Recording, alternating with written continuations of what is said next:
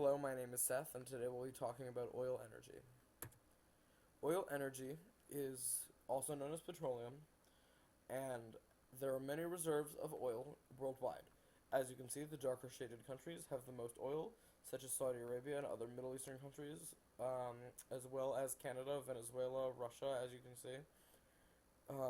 Lots of people use oil every day. It's used to propel cars, buses, trucks, airplanes, heat people's homes, heat their offices, run lights, all types of things. This map in red shows the countries that consume the most oil worldwide. As you can see, the United States and Canada are also in dark red, along with Saudi Arabia and Australia and some of the Scandinavian and Western European countries. This shows that these countries consume most of the world's oil, and the countries that are lighter, some of the Central African countries, use next to no oil.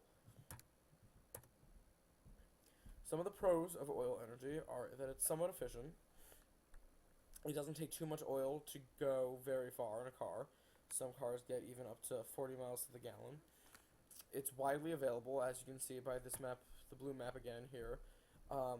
There are lots of reserves of oil. This map was in 2009. So it's not going to run out anytime soon. But when it does, what are we going to do? It's effective. It's relatively low cost, but nowadays at $4 a gallon, it's starting to rise in cost, and which is one of the reasons that many people are looking at hybrid vehicles and electric vehicles. And it's very versatile. You can use it for your boat, your car, your house, anything you need to heat or to propel an airplane, anything. The United States consumes 22% of the world's oil, and it imports 51.4% of the oil that it uses. 51.4%, that is. The cons of oil are the pollution. The pollution is absolutely terrible to the earth and causes global warming. It's a greenhouse gas, carbon dioxide. It's not an unlimited resource, even though there is a lot of it. One day it will run out, and we'll have to figure out something to do. The cost is also rising pretty rapidly. The cost now in Connecticut is about $4 a gallon. Connecticut also has a very high gas tax. And it's mostly foreign imported, which means we rely on a lot of undeveloped countries for our oil. Oil is not the safest energy.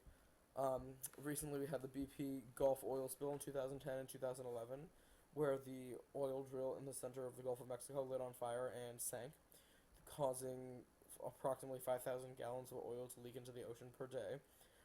Even though oil is naturally occurring, and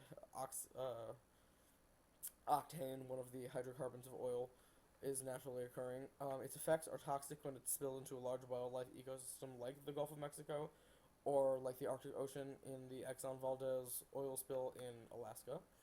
So that's very damaging to the environment.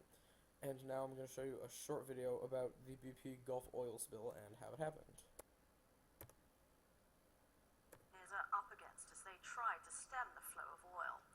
When the drilling rig was operating, a long pipe called a riser carried oil from the wellhead on the ocean floor, 1,500 meters below. But when the rig sank, it dragged the riser with it, bending and twisting the pipe across the seabed. Inspections have revealed 3 known leaks, now pouring out up to 5,000 barrels of oil every day. BP hopes to stop the leaks by using robot submarines to close a massive shut-off valve on the wellhead, but so far they've been unsuccessful.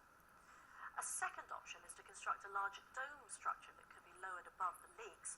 Oil would collect under the dome and then could be piped up to ships on the surface. Another option is to drill one or more relief wells nearby. This could squeeze shut the leaking well, but drilling the new wells could take several months to complete, and that's time nobody can afford.